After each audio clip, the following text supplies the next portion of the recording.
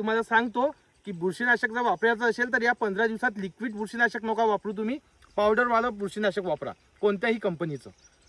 आणि त्यावेळेस तुमचा कोकडा जाईल. इन्सेक्टिसाईड जे काही असेल तुमचं कोकड्यासाठी त्याच्यामध्ये बुरशीनाशक पावडरवालं वापरा.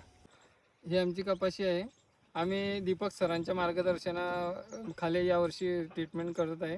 तर आम्ही आता हिला कपाशीला कमांडर मारलेला आहे. तर छान रिझल्ट आला की बुवा त्याला माल पण पक्का झालेला आहे आणि फुलपाती पण शेंड्यापर्यंत आणि क्वालिटी पण कपाशीची छान आहे. आणि आता शेतकरी मित्रांच्या शेतामध्ये खूप मोठ्या प्रमाणात कोकडा आहे मित्रांनो. एवढे हानिकारक कॉम्बिनेशन बनवत आहे की त्या कापूस झाडाला जर माहीत असतं की बा हे एवढं हानिकारक आपल्याला फवारणी करतात बोलता येत असतं तर त्याने आपल्याला सांगितलं असतं की एवढं हानिकारक औषध मारू नका. त्यामुळे तुमची कपाशी खराब होत आहे.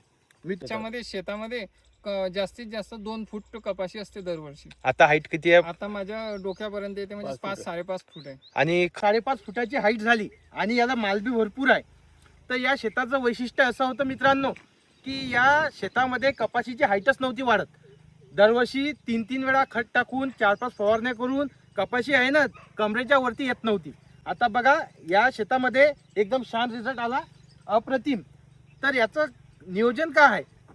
शेतकऱ्यांना शेतामध्ये पीक लावल्यावर पिकाच्या आवश्यकतेनुसार जर खत दिलं, कीड आणि रोगाची पाहणी करूनच त्याच्यावर जर फवारणी केली, अतिरिक्त औषधांची फवारणी टाळली तर आपोआप असा रिझल्ट येतो. हात आहे की नाही असा ते ठेवा असा सर.